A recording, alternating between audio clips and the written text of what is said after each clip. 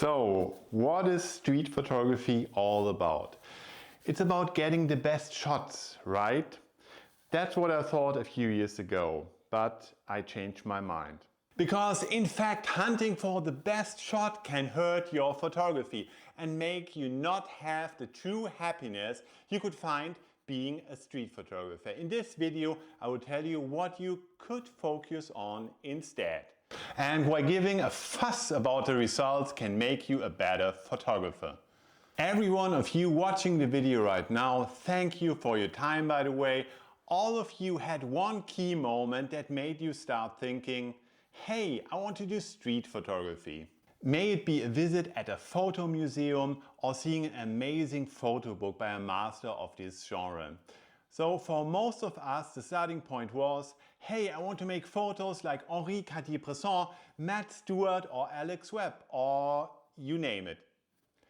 That was the starting point where we bought a nice camera, got out for street photography on a daily basis. You know the story. Basically, we've been hunting for that kinds of photos we've seen in this beautiful photo book or in the gallery.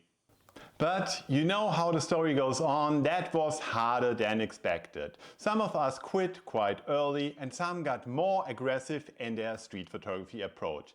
They tried anything to get that one shot, but it didn't happen. The photos turned out to be mediocre, or it was like in my experience when I started, they were really awful. So what went wrong? I think that we all made just one mistake. Our destination was the goal, not the journey itself. So a possible solution is make the journey your goal. That can make it easier for you to go out shooting on a regular basis. I think we all know these days where we don't feel like being creative, right? The days we feel like we won't be able to make a good photo. But I think we must understand that for making good photos in the long run, we also need to go out with our camera on these less good days.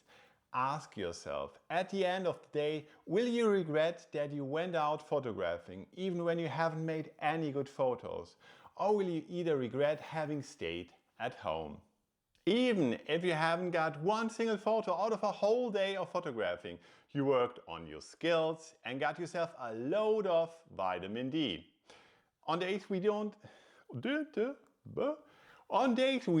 feel like doing photography, we should trick ourselves. Instead of saying, I'll go doing street photography no matter what, and may begin disliking it, we should tell ourselves, let's take a small walk with the camera in our pocket, because you never know what will happen out there today.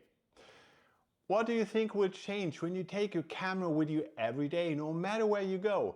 When you have it in your pocket, while commuting, while going out with friends, while sitting in your favorite cafe, and while shopping. When you are every time, everywhere, ready to make photos, you will do so, at least from time to time. And you will get used to photography in everyday situations.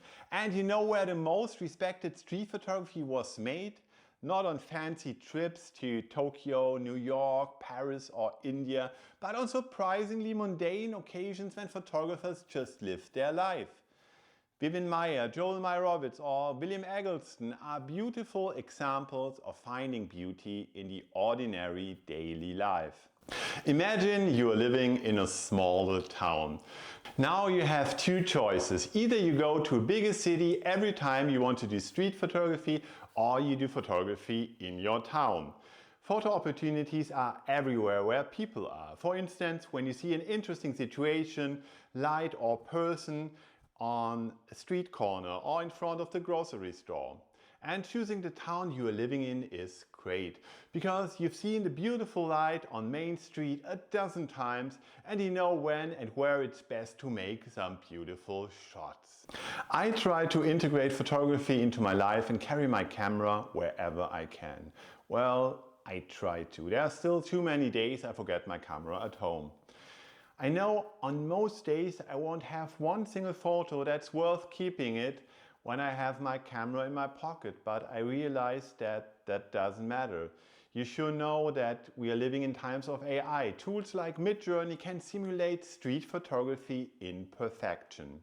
So it's much more about the journey than about the results. Every time I pack my camera in my pocket or bag, I have the great feeling of being thankful to do something which isn't productive or is making sense in any way. It's just about following my creative goals and taking beautiful walks I otherwise wouldn't take. And from time to time I will make one of the good street photos I've dreamed of making a few years ago, but without having the urge to do so in first place. And it doesn't mean I wouldn't go for dedicated photo walks or photo trips to New York or Taipei like quite recently. But when I do, I know it doesn't matter when I come home with not one single good shot. Because when I realized what I've paid for the trip, I could think that I should at least come home with one great series. As I've been to this fantastic city where all the great street photography icons produced masterpieces. Which gives me pressure and a high probability of totally messing up. But now I give a fuss about the outcome, therefore it will be less pressure and I will be more relaxed. This could help to produce some good shots in the end. So what do you think of just making our life a big beautiful walk with a camera? Happy shooting, see you in the next video.